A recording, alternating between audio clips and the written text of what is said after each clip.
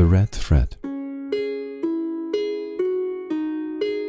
From the perspective of human imagination, the red thread can be formulated as everything that is witnessed and can possibly be imagined is integrally in and of an infinite and therefore unknowable all-embracingness of which nothing is or can be excluded.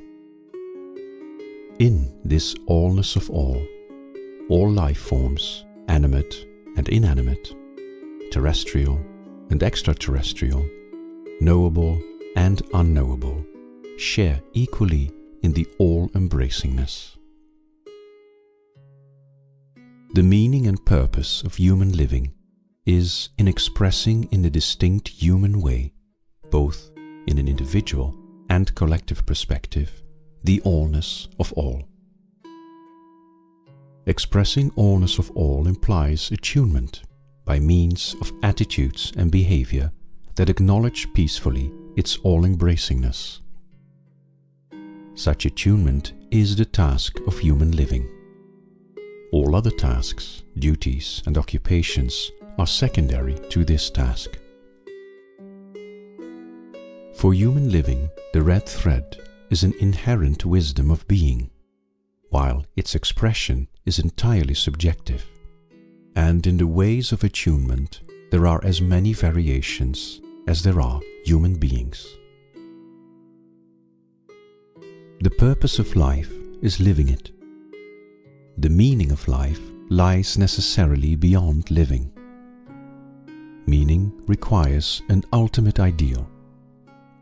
Without such an ideal, there is no direction.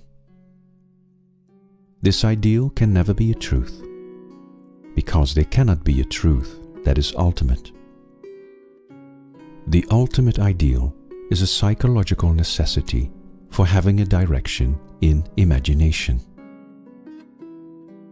When an ultimate ideal is being overtaken by the evolution of human thinking, the God that represented the ideal dies and joins the many gods that died before.